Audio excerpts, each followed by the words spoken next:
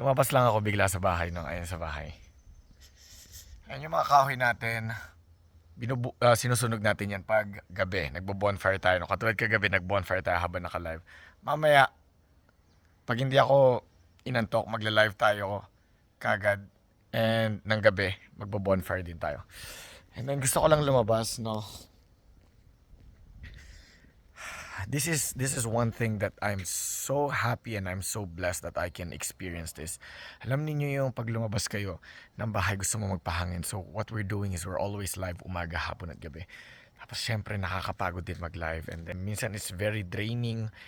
And then after nag-live, may mga kailangan kang asikasuhin offline, mga tao mo. And then yung mga suppliers, mga logistics, and everything. Tapos alam mo yung minsan nalulunod ka sa mga kailangan mong gawin. Bibitawan mo na lang bigla yung cellphone, tatayo ka na lang and then I am so fortunate enough na lalabas lang ako ng bahay tapos look at this. Maglalakad lang ako dyan ng mga 5 minutes, 10 minutes, 20 minutes and then babalik na ako. And then back to the game. Para akong nalobat tapos nag-charge ako bigla and I am letting nature charge me naturally. No? Hindi ko magagawa to sa Metro Manila. So gulong-gulo isip ko. Pag lumabas ako ng kanto namin, mas magulo. Pre, balita! No, tapos mga ganun yung mga tao. Inom na tayo, gaganon yung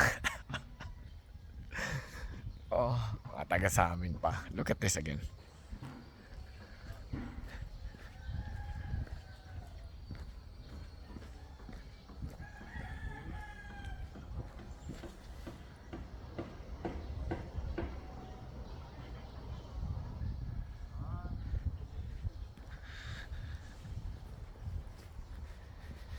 So ganito lang ako.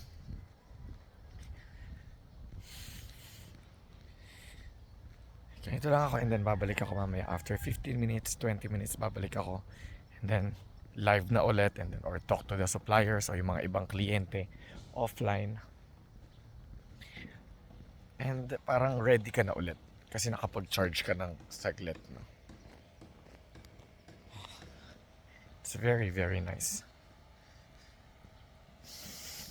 Just a quick video. Biyernes ngayon. You guys do have a great day. Weekend na tomorrow. You guys do have a great weekend. God bless everyone.